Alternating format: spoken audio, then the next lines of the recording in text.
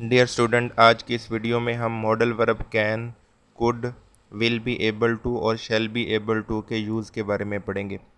सबसे पहले हम मॉडल वर्ब कैन को डिस्कस करते हैं। प्रेजेंट सिचुएशन में सब्जेक्ट के काम करने की अहलियत को शो करने के लिए हम मॉडल वर्ब कैन का इस्तेमाल करते हैं।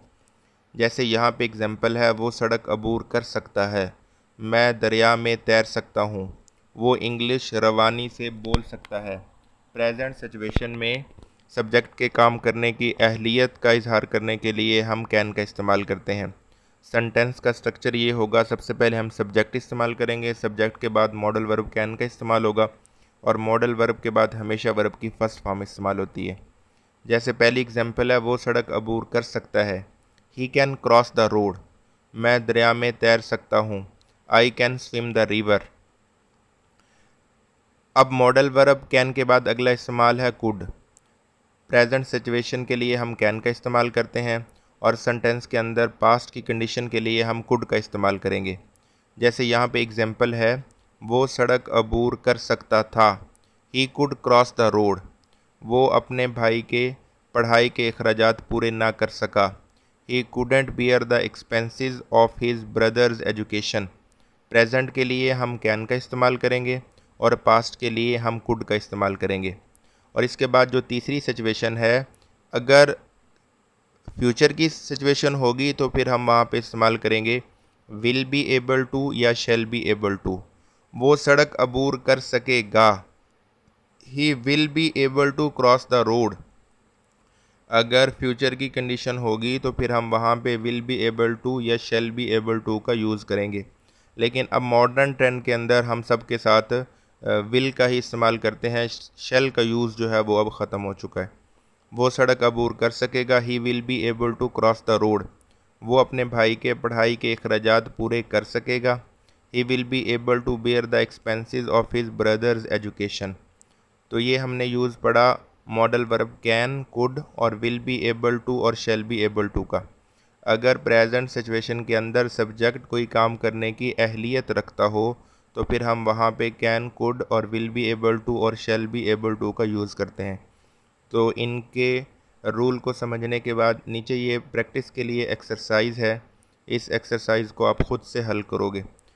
एक्सरसाइज को खुद से हल करोगे तो फिर आपको ये कैन, कुड और विल बी एबल टू और शैल बी एबल टू के रूल को अच्छे से यूज़ करना आ जाएगा और इनके रूल को इस्तेमाल करते हुए आप काफ़ी सारे सेंटेंसेस खुद से बना सकते हैं। तो ये एक्सरसाइज आप लोगों ने खुद से हल करनी है ये रूल को अच्छी तरह से समझने के बाद। अच्छा, इसके साथ हम एक और डिस्कशन करते हैं, कैन नॉट हेल्प या कुड नॉट हेल्प या विल नॉट हेल्प। सेंटेंस के अंदर प्रेजेंट सिचुएशन के अंदर अगर कोई सब्जेक्ट कोई भी काम किए बगैर ना रह सके तो फिर हम वहाँ पे कैन नॉट हेल्प के बाद वर्ब की आईएनजी फॉर्म का इस्तेमाल करते हैं। जैसे यहाँ पे एग्जांपल है, वो हंसे बगैर नहीं रह सकता, मैं इसकी मदद किए बगैर नहीं रह सकता। सेंटेंस का स्ट्रक्चर ये होगा कि हम सब्जेक्ट इस्तेमाल करेंगे, सब्जेक्ट के बाद हम कैन नॉट हेल्प का यूज़ करेंगे और कैन नॉट हेल्प के बाद आगे हम आईएनजी फॉर्म वर्ब की इस्तेमाल करेंगे। वो हंसे बगैर नहीं रह सकता, he can not help laughing, मैं इसकी मदद किए बगैर नहीं रह सकता, I can not help assisting him.